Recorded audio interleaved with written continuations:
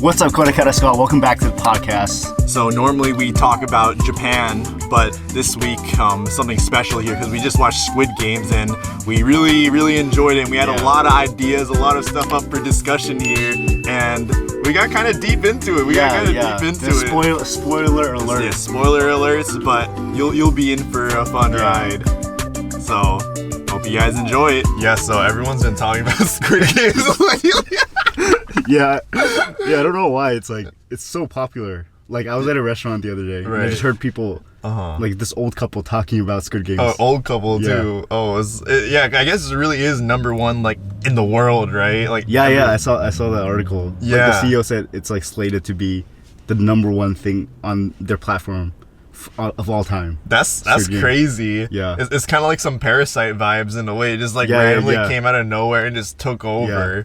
But I guess like in this case, it's like Netflix probably very deliberately crafted this series because they have all the data, right? The analytics, like the retention on which shows when people drop off, so they could like specifically craft a perfect drama. Right. Yeah. And one thing I think about now is like there's only 9 episodes, right? They probably intentionally did that too, where it's like enough where you can really just binge it all at once because a lot of the other dramas you're like locked in, right? And they probably calculate exactly how many episodes they need. Yeah, because I had watched this other Korean drama on Netflix. It's called Move to Heaven, and I guess all right, chill.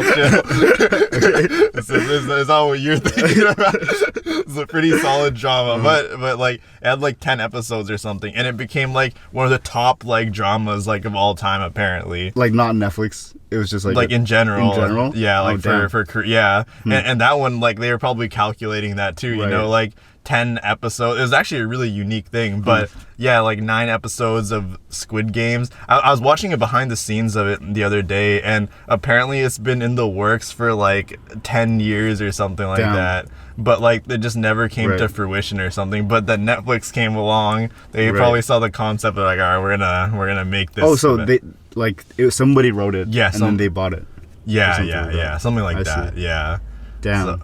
So, it's pretty interesting how it kind of came to be. So someone's been playing around with the idea. I mean, it's speaking about the idea, it's pretty interesting having like, because I guess when you see these like Hunger Games, Alice in Borderlands, they make like a very complicated game that you have to play, and then like, oh, like I have to figure out the trick. But versus in Squid Game, it's like, oh, it's like a children's game where just do the children's game right. But if you don't, you're dead. Like, I guess they make it like ultra relatable for Korean people or Asian people because like the games they're familiar with it. Whereas like Hunger Games, it's like completely random. Yeah, and I guess even then, like they're really going and applying to like the lowest common denominator too, just in terms of like the games are so simple. Like remember how there's the Indian guy in Squid Games, right? Like he's basically the guy who was like, oh, I don't know any of these games, and I think they did that intentionally too, you know, like for foreigner in there, But like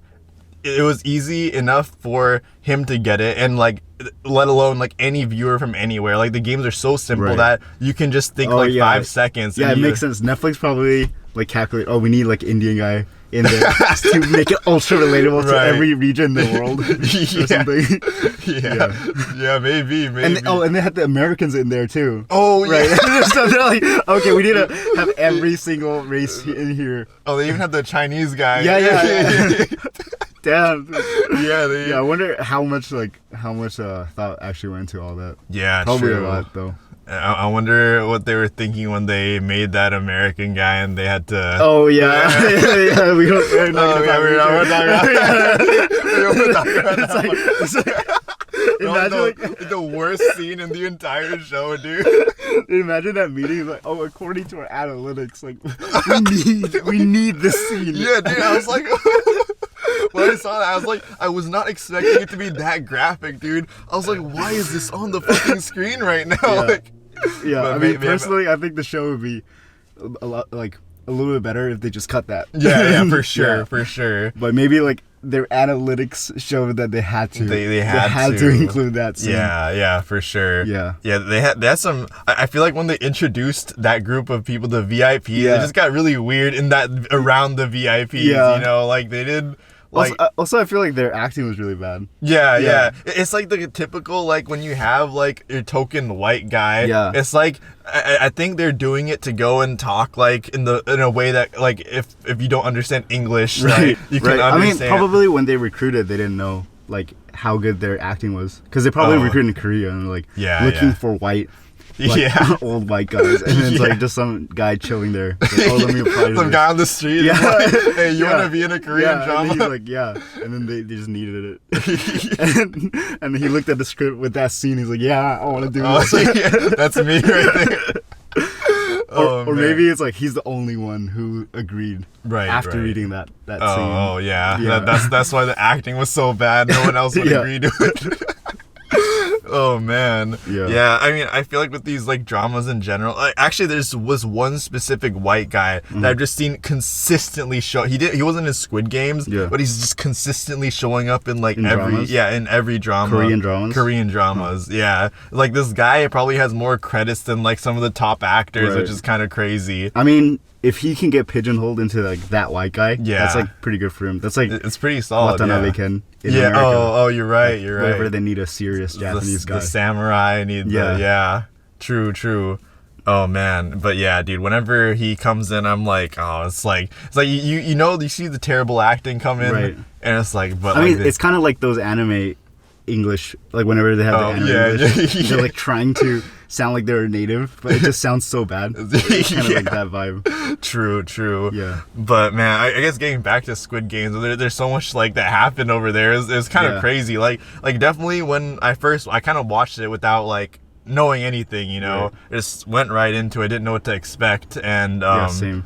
Yeah, it got crazy real quick. Like it went from like a guy in like serious debt to like I mean, I feel like the casting, like the Korean cast, was perfect. It was. Like I feel like it would have only worked with that guy, the main character. Yeah. He really gave off like he sold his character. Yeah. And I guess like everyone really was like perfect for the role too. Like like the Indian guy really, like I felt bad for him. Yeah. He was like the true homie. Yeah. He got done dirty. The smart the smart guy was like also done right. Like the girl like really like came through and just like like I'm like it really like felt like she was like a North Korean refugee who like had all the shit just like never not go right for her. You can't trust anyone.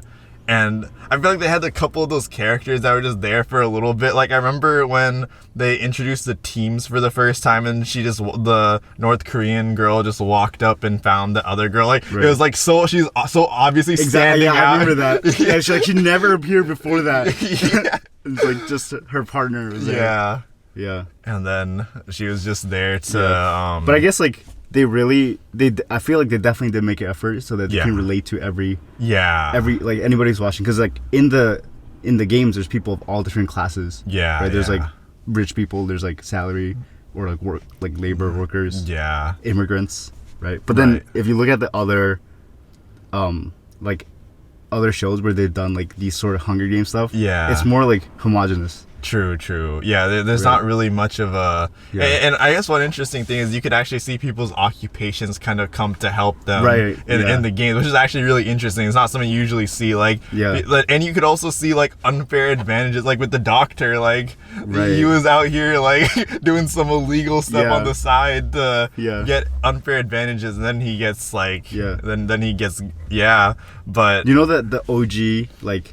killing people off Hunger Games thing, it was like a Japanese movie, the battle royale. But then that one was just like purely killing each other. Like there's no intellect or anything. It's just like, I think the premise was like this class, they just sent this class to like an island to kill each other.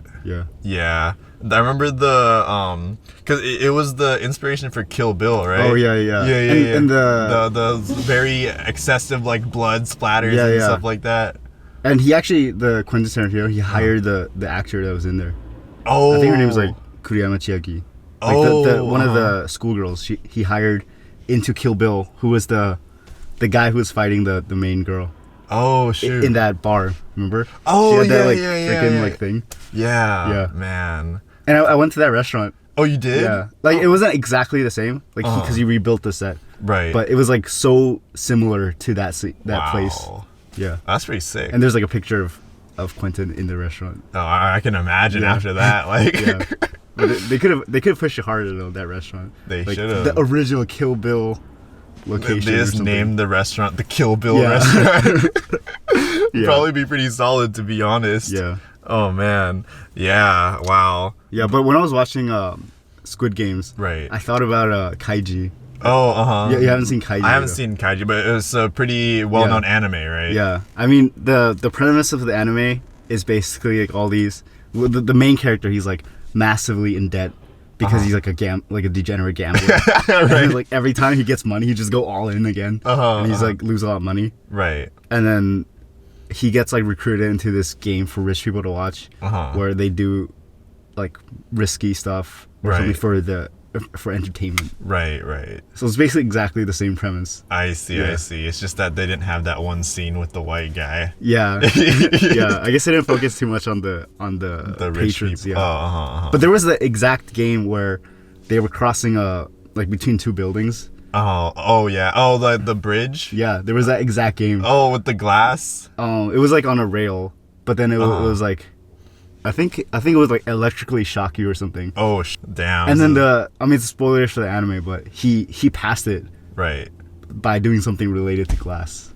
Oh, interesting. It looks like he didn't get pushed off. yeah. I mean, he's the main character. Yeah, so you know. He has the plot armor. Yeah. Yeah. Oh man, you feel bad for that glass guy in Squid Game at the same time. If he didn't get kicked off, everyone was gonna die for sure. Yeah. It was not enough time. Right. Yeah. Oh man. But I feel like one other thing Squid Games did right was you actually felt like the deaths of everyone, versus it being like, I feel like a lot of times in these battle royale games, like, oh, just another random guy died. No, like, I remember the tug of war. Like the first team is like the guys right? Oh yeah. And then the team that went up with them was like, oh, okay. I've never seen any of them. I'm like, okay, I know all of you are gonna die. Yeah, no, for sure. Yeah, I guess like at least for the cast that they introduced, that they were like developed, like you felt that, like, but, like there's too many, like, one thing I really found funny, they really made a thing for number 69. Oh yeah, he's like, oh, it's a great number or something. Dude, they definitely calculated that too. For Netflix, sure. like, according to our analytics. Yeah. Actually, though, we're like, oh, there's this in America. There's a high concentration of people with a fixation on the number 69. And after that, the next number is 96. It's like, why do we need this VIP scene again, where he's has to take off his robe? Oh, I mean, it's like, how Netflix always targets like the small tail to like get the maximum. Yeah, I think they target a lot.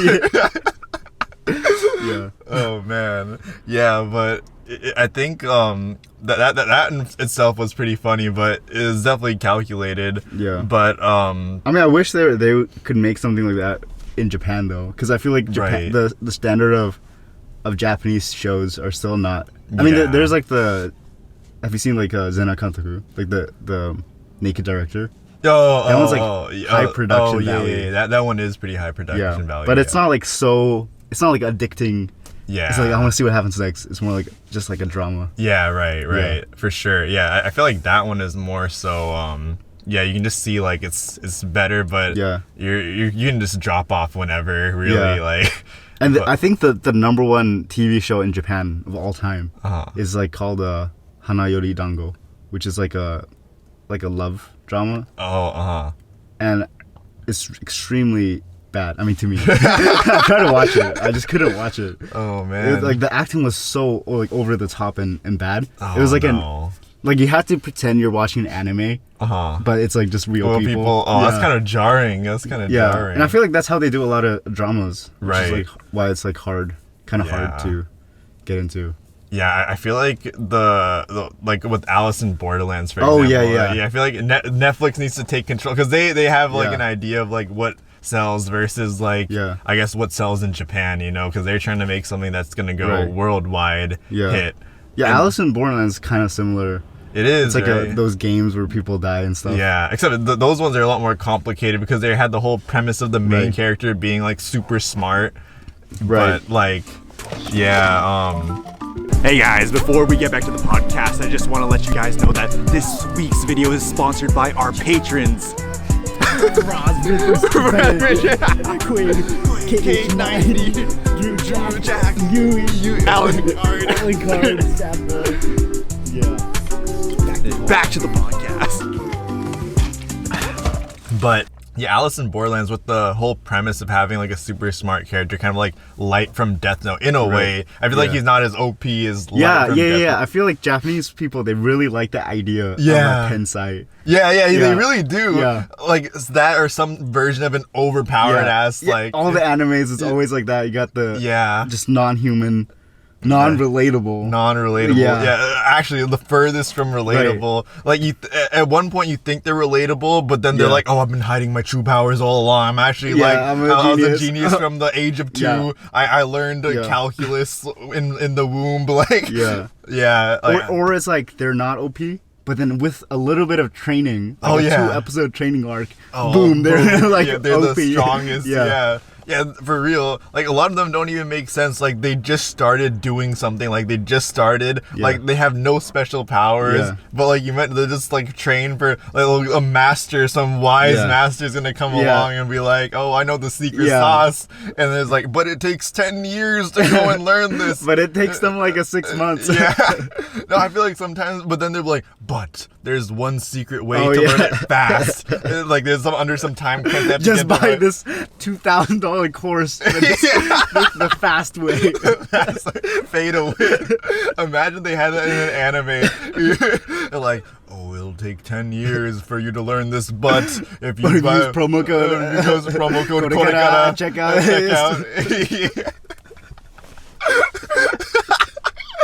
Yeah, honestly. I mean, maybe Netflix will do that. Like, have the ad inside the show. Oh, I mean, they have a lot of product placement already, though. Oh, yeah? Yeah. Like, for Netflix shows, I don't think I've caught that. Yeah, or for some of them, I think it's more. I don't see that in like just the normal shows. That's true. I guess it's hard to see Netflix because like Netflix, they have their own budget. They don't have to be. They don't have to. Yeah, I feel like one thing that does it a lot though is Apple TV. They go hard. They put iPhones in every single. Oh yeah. Like everything is a Mac. Actually, speaking of which, I saw a Mac, I think a MacBook Pro or an iMac or something in Squid Games. Yeah, but I doubt they're sponsored by that. It's just actually, I heard that Apple doesn't allow movies or TV shows to use their phones if it's a bad guy. Yeah, I remember that. So it's like a spoiler if it's like some bad guy using an iPhone. It's like, he's gonna turn into the good guy. Not a bad guy, that's for sure. Bad guys use Android. How could they enforce that? They're gonna like sue. I think they would. Damn, it's kind of crazy, but it's so smart. Like you really have like this subconscious kind of brand value for Apple because of that. You gotta go hire people to go shout out KoreKara every time they're good guys. Oh yeah, but that old guy thing, that was like so perfect because I feel like they made it so it's rewatchable instantly. Right. Because there's that twist at the end. Where he's like the mastermind. It makes you like want to go back and watch and see like, oh, like what scenes reveal that. Right. Like he's not just some random old dude with like Alzheimer's. He does have Alzheimer's, right? He does have like a tumor or something. Oh yeah. But I remember in the first few games he was like all happy and he knew what to do. Yeah. He just went for it. If you think about the red light, green light, if it weren't for him, everyone would have just stopped because he was the first. Yeah, it's actually kind of, I didn't even think about that until now. Imagine he like accidentally moved. And they're like, oh, should we stop the game? Imagine, that would be kind of funny. Oh, man. Oh, wait, it actually reminds me of the reveal in Sword Art Online. Have you seen that? Yeah, for... Season 1. Oh yeah. It's like it was actually the boss is the creator or something. Yeah. He was there all along. Oh no, he was the guild leader, right? Yeah. I mean, but he was like the number one player. Yeah. He was just playing his own game. Yeah, and this guy, he's the number one. He's like literally 001. Yeah, right? true. There must have gone that Yeah. Like, calculated that. Yeah. Maybe when he gave the jacket to the other guy, that was guaranteed plot armor right there too. Like, you're not gonna die. You're number one now. Yeah. And like it's like signifying like ahead of time that you're gonna be first. If anyone didn't know that already, I mean, like, there's no way the main dude was not gonna win the entire thing. Yeah. I like, but yeah, like the old dude though, like. That was interesting. Actually, one thing, another like interesting rewatchable thing that I noticed was if you notice like the walls in the dorm area, they have the games, every single game on the wall. Oh yeah? Yeah. Like etched or something?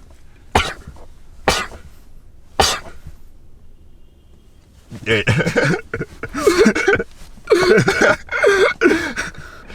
No, it was like painted into the walls. Like if you saw there's markings, they have like the exact diagrams. But nobody noticed? No, the thing was the beds were covering it. But like theoretically, you could see what every game was ahead of time if they looked at the walls. Right. Like they had the red light, green light, the cookies. They had the marbles. They had the tug of war. They had the Squid Game. Right. They had. But do you think there would be actually a big advantage if you knew all the... Yeah, I mean, like... Because, with the cookie, like, what... The shape. Oh, just knowing what shape? Yeah, because, like, cutting out an umbrella, like, that the guy, like, basically lucked out when he saw the notice thing, but the triangle, people just like, boom, I'm done. Yeah. But then, even if you knew the next game was a cookie... It's not like you can get the easy shape, right? No, you went and lined up for it, right? Oh, right. Yeah. Oh, it makes sense. Yeah, and like tug of war, you'd go pick the strong team, and like, oh, you know, I just realized also the fact that they picked the old person in the tug of war meant that they're guaranteed to win. Oh yeah. Like he just had to have the strategy. Through with that strategy. He was like, I'm not dying to tug of war.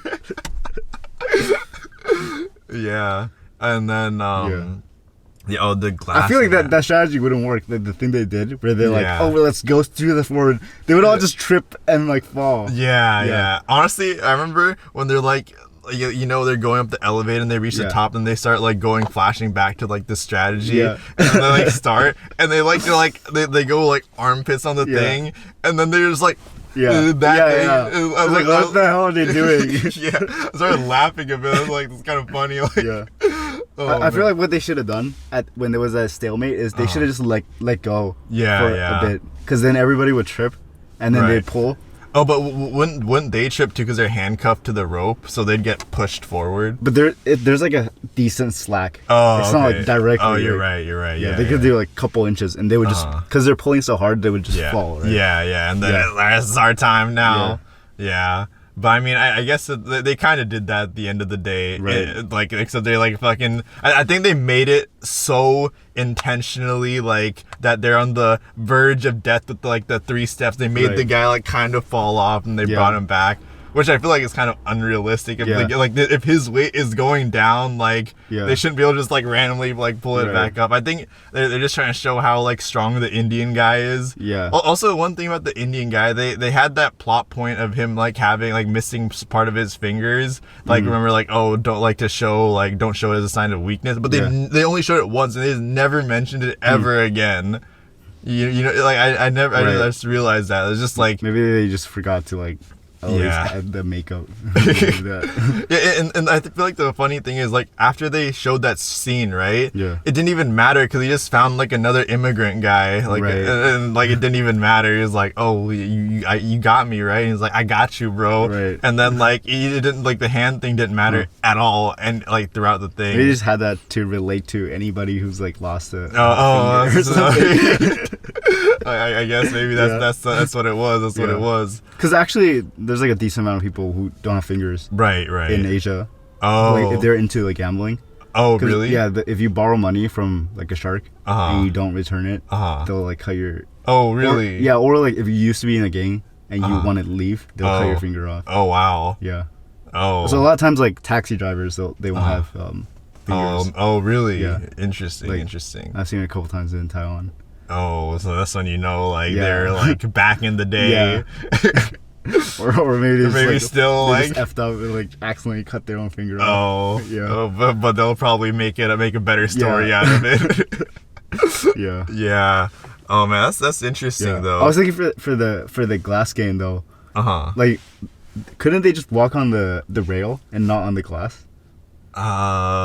Maybe, but I feel like if they did that, they're gonna, like, you know how they like turned off the lights and stuff. They'd probably just like invalidate it, like, oh, you're not playing the game how we wanna. Or even like, what if they like crawled like between the glasses? Oh yeah. So it's like only half their body weight on one glass. Then and I feel like that's what they should have done. Yeah. Like for sure, you just tap on the glass and like you just punch the glass. Like fuck it, like yeah. Also, I don't understand like why they like blew up all the glass. Like they basically killed the girl for no, like, just off of that. Like that was what killed her. Like yeah, they probably of all the things, like they built her up all the way just that a shard of glass would basically kill her off. I feel like her death scene was it was like sad, but it was like so anticlimactic. Like right, it was kind of shocking though. It was like shocking. You turn around and like boom. Yeah, and boom. Yeah, like when they came in with the coffin, I was like, oh shit. Like, and then all of a sudden the guy's right there. Is like, oh shit. And I mean, it also like shows like after she told him not to kill the other guy, like. Shows like it really shows how cutthroat, like it really, you can sense like the emotion through like, and I think like all those death scenes, they're like so heavy, you know. Yeah, man, like the Indian guy, that was a really big one too. The betrayal. Yeah. What do you think is gonna happen in the next season? Oh man, I mean, they ended with the guy dyeing his hair red. I felt like that was kind of troll. Like, I don't know why he did that. It looks so like jarringly. Like maybe that's another like It's like there's like a silent group. Yeah. Yes. He dyed his hair red. He dyed his hair red. They're like, let's go. Oh, red, and they probably chose red for Netflix. They probably had a debate about what color. Or maybe there's some hidden thing, like there's blood on his hands or something. It's like a deep thing. Oh, maybe he's got blood on his head and he's ready to go to war. Because in Breaking Bad they would do that. Like, they would always match the colors what they were wearing with like something related. Like if he killed someone, maybe he would wear red in the next episode. Right. Yeah. Interesting. Yeah, I wonder. I feel like there's probably something deeper there too. I mean, in the beginning they had the blue and red paper. Oh yeah, we're gonna have to see a blue hair guy the next season. They go face off. It's time to duel. Yeah, that's what season 2 is gonna be. And then this video is gonna go viral. Oh yeah, so we called it. You're right. We predicted it. Either the face off against the blue haired guy. But I think Squid Games is going in the direction that like Hunger Games, I think Alice in Borderlands also going towards, because it becomes like, oh, we're playing in the game, but now we're gonna go and find out who's at the top and take them down, right? And I think that's like kind of what they're kind of going towards. Yeah, hopefully not like a Sword Art Online. Oh, like he becomes crippled in the game.